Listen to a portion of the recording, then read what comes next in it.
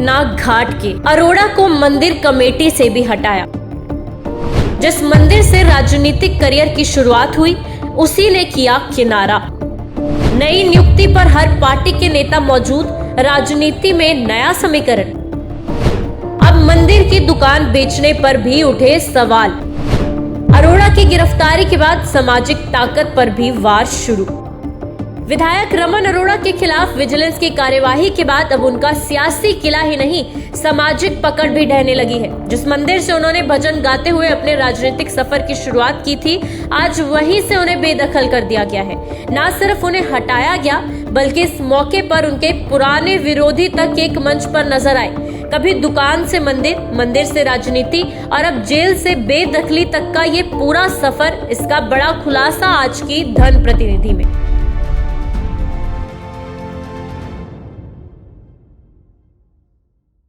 भ्रष्टाचार के आरोपों में घिरे आम आदमी पार्टी के विधायक रमन अरोड़ा को जेल भेजे जाने के महज एक दिन बाद ही कष्ट निवारण बालाजी मंदिर शेखा बाजार की प्रबंधक कमेटी ने उन्हें उनके पद से हटा दिया। अब मंदिर कमेटी की कमान सौंपी गई है राजीव ग्रोवर को, जिन्हें कार्यकारी प्रधान बना दिया गया है। ये वो मंदिर है जहां कभी रमन अरोड़ा समाज सेवा की शुरुआत करते हुए भजन गाते दिखते थे। यहीं से वो दुकानदार से समाज सेवक और समाज सेवक से विधायक तक का सफर तय कर गए थे। पर अब हालात इतने बदल चुके हैं कि वही जगह, वही लोग और वही मंच आज उनकी गैर मौजूदगी में नई लीडरशिप को खड़ा कर रहे हैं। अब सवाल सिर्फ पद से हटाए जाने का नहीं है, सवाल ये है कि क्या अरोड़ा की समाज में बनी पकड़ भी अब दरकने लगी है।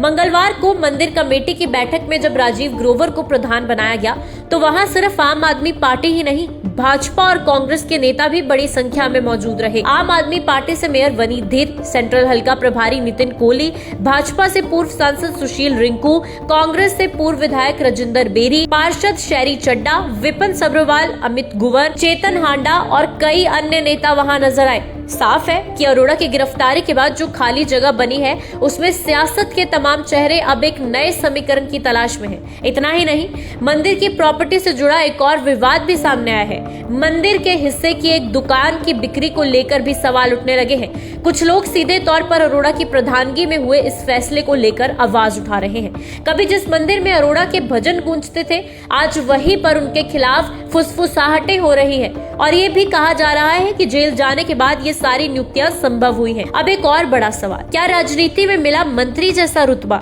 जिसे कभी अरोड़ा ने जमकर इस्तेमाल किया, अब पूरी तरह छिन चुका है? और क्या अब उनके अपनों का साथ भी छूट गया है? फिलहाल तो विजिलेंस की जांच, कोर्ट की पेशियां और नए चेहरों की नियुक्तियां सब मिलकर यही संकेत दे रहे हैं, रमन अरोड़ा अब न सिर्फ कानून बल्कि समाज और राजनीति तीनों के कटघरे में है। और उनके जेल जाने के बाद बहुत सारे लोगों को खुशी है, बहुत सारे नेताओं को खुशी है, जो खुलकर इस खुशी को जाहिर भी कर रहे हैं। हमारा मकसद किसी को छोटा दिखाना नहीं, बल्कि जनता के सामने सच और सिस्टम की परतों को खोलकर रखना है। हमारा चैनल किसी पार्टी या नेता के पक्ष में नहीं, सिर्फ जनता के हक में है। अब आने वाले समय में ये देखना दिलचस्प होगा कि कष्ट निवारण बालाजी मंदिर कमेटी पर असल में किसका दबदबा बनता है, सत्ताधारी आम आदमी पार्टी का या फिर भाजपा का। और साथ ही ये भी खुलकर सामने आ रहा है कि रमन अरोड़ा के जेल जाने की खबर ने कई चेहरों पर मुस्कान ला दी है। वो नेता भी जो कभी उनके साथ मंच पर खड़े नहीं होते थे, अब उसी मंदिर में नई नियुक्तियों का हिस्सा बन रहे हैं। आप भी खुलकर अपनी प्रतिक्रिया कमेंट बॉक्स में दें, क्योंकि हम सच बोलेंगे और भ्रष्टाचारियों के राज खोलेंगे। अगर वीडियो पसंद आया हो तो लाइक करें, कमेंट करें और चैनल को फॉलो करना ना भूलें।